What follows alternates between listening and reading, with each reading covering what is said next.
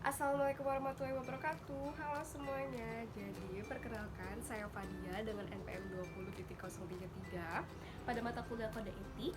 Jadi di video ini saya akan membahas tentang persamaan dan juga perbedaan kode etik yang ada di Singapura dan juga Indonesia. Baik, kita masuk di persamaan kode etik Singapura dan juga di Indonesia. Yang pertama ada privasi klien. Jadi di Indonesia itu terdapat pada bab 5 pasal 24 sampai 27 dan di Singapura pada pedoman 1 yang berjudul privasi dan kerahasiaan. Persamaannya apa? Persamaannya itu yaitu sama-sama menjaga privasi klien dan mengungkapkannya hanya pada bidang-bidang tertentu, seperti misalkan investigasi. Tetapi juga harus digarisbawahi, identitas klien tetap harus ditutupi alias dijaga. Hubungan antar manusia di Indonesia pada bab 4 pasal 13, 14, 15, 16, 19 dan 21, sedangkan di Singapura itu berada di pedoman 2 dengan judul hubungan manusia. Persamaan dari keduanya itu tentang pelanggaran diskriminasi dalam pelayanan. Di Indonesia itu terdapat pada pasal 13, kemudian menghindari bahaya ketidaknyamanan yang dirasakan klien pada Indonesia terdapat di bab 4.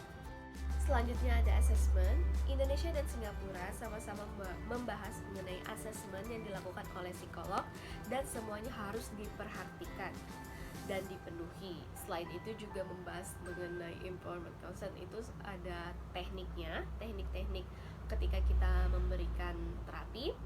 Terus juga ada pemberian data, interpretasi hasil asesmen, dan juga kerahasiaan data. Selanjutnya ada pemberian terapi. Pada Indonesia terdapat pada bab 14 ayat 71, 73 sampai dengan 79. Di Singapura pada pedoman 5, persamaannya itu adalah sama-sama membahas tentang terapi apa yang ada di informed consent, dan di dalamnya ada prosedur-prosedurnya, terus juga ada tujuannya, ada biayanya, terus ada batas kerahasiaannya juga, atau juga bisa di dalamnya itu mengenai terapi kelompok, misalkan itu tentang terapi keluarga gitu-gitu. Selanjutnya yaitu ada kompetensi. Di Indonesia terdapat pada di bab 3, sedangkan di Singapura pada pedoman 5. Persamaan dari keduanya adalah sama-sama membahas ruang lingkup atau batasan kompetensi, pemberian pelayanan dalam keadaan darurat, dan juga melakukan pendelegasian kepada seprofesi. Persamaan selanjutnya yaitu mengenai pendidikan dan juga pelatihan. Pendidikan dan pelatihan psikolog di Indonesia itu terdapat di bab 8 dan di Singapura terdapat pada pedoman 6.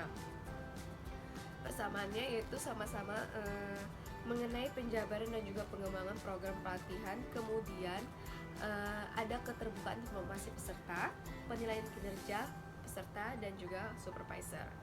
Persamaan selanjutnya yaitu ada di biaya layanan. Di Indonesia terdapat pada bab 7, sedangkan di Singapura ada di pedoman 7. Sama-sama adanya kesepakatan atas mengenai rincian biaya awal yang diberikan langsung oleh psikolog. Persamaan selanjutnya yaitu tentang penelitian. Penipuan atau manipulasi di Indonesia terdapat pada bab 9 pasal 50, sedangkan di Singapura terdapat pada pedoman 8. Di sini sama-sama menjelaskan tentang adanya pelanggaran penipuan atau manipulasi sebuah penelitian. Kemudian ada penggunaan hewan. Dalam kode etik Indonesia tercantum pada bab 9 pasal 52 dan di Singapura pada pedoman 9. Persamaannya adalah sama-sama tidak boleh menyakiti hewan tersebut dan harus memperlakukannya seperti layaknya manusia. Persamaan yang terakhir yaitu ada di iklan layanan publik. Indonesia dan juga Singapura mengharuskan tidak adanya penipuan identitas ataupun gelar dan harus menguat data-data dengan benar dan juga faktual. Nggak boleh. Oke, Kita lanjut mengenai perbedaan antara kode etik Singapura dan di Indonesia. Yang pertama, di Singapura itu terdiri dari 19 prinsip khusus, sedangkan di Indonesia terdiri dari 84 pasal sesuai kode etik psikologi dengan hasil Kongres HIMSI pada tahun 2010 cetakan pertama. Yang kedua, pada Singapura tidak ada pembagian bab-bab pada kode etik, yaitu prinsip khususnya Singapura tuh. Kalau misalkan di Indonesia itu kita ada pasal-pasal yang dikelompokkan menjadi 15 bab. Perbedaan selanjutnya yaitu di Singapura tidak ada pasal mengenai pengertian pada kode etik Singapura. Sedangkan di Indonesia, kode etik Indonesia itu pasal pertamanya aja mengenai pengertian penjabaran apa itu psikolog, apa itu psikologi, apa itu ilmu psikologi, apa itu layanan psikologi. Selanjutnya di kode etik Singapura itu terdapat tentang hal-hal yang berkaitan dengan kompetensi dibahas pada prinsip kompetensi. Sedangkan di Indonesia pada kode etik Indonesia hal-hal berkaitan dengan kompetensi dibahas pada bab 3. Perbedaan pada pembahasan keselamatan klien itu di prinsip 7, sedangkan di Indonesia keselamatan klien itu pada kode etik Indonesia menjadi bagian pada pasal 49 informed consent dalam penelitian. Perbedaan selanjutnya pada kode etik Singapura yaitu terdapat penjelasan prinsip 10 atau announcement of service, pengumuman jasa, yaitu tentang publikasi layanan, penggunaan testimonial dalam brosur.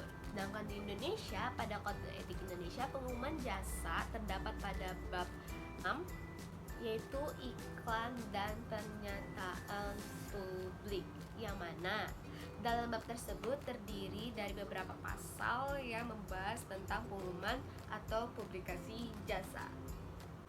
Baik, perbedaan selanjutnya yaitu pada Singapura prinsip biaya itu terdapat pada prinsip 12 tentang remunerasi, sedangkan di Indonesia itu biaya itu terdapat pada bab 7 biaya layanan psikologi yang terdiri dari 4 pasal yang lebih lengkap daripada prinsip si Singapura tadi. Selanjutnya di Singapura itu layanan psikologi dalam keadaan darurat menjadi bagian prinsip 7 dan tidak ada ayat atau pasal khusus dalam pemberian layanan psikologi keadaan darurat. Sedangkan pada Indonesia, kode etik Indonesia itu pemberian layanan psikologi dalam keadaan darurat terdapat pasalnya sendiri yaitu pasal 12. Selanjutnya di Singapura itu kode etik Singapura tidak ada pembahasan tentang psikologi forensik. Tetapi kalau di Indonesia, kode etik Indonesia sendiri terdapat pembahasan khusus pada bab 5 tentang psikologi forensik. Pada kode etik Singapura tidak ada pembahasan prinsip tentang pendidikan dan juga pelatihan. Sedangkan di Indonesia itu terdapat di bab 8, yaitu mencakup pembahasan pendidikan dan juga pelatihan yang terdiri dari 8 pasal di dalam bab tersebut. Baik, yang terakhir yaitu pada kode etik Singapura tidak ada prinsip yang pembahasan tentang psikoedukasi, sedangkan di Indonesia terdapat pada bab 13 terdiri dari 2 pasal yaitu pasal 69 tentang batasan umum dan pasal 70 tentang pelatihan dan juga tanpa pelatihan.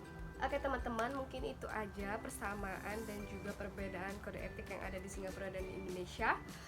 Kurang lebihnya mohon maaf jika ada yang kurang. Terus juga saya mengucapkan terima kasih udah bisa menonton sampai akhir. Saya ucapkan wassalamualaikum warahmatullahi wabarakatuh. Bye.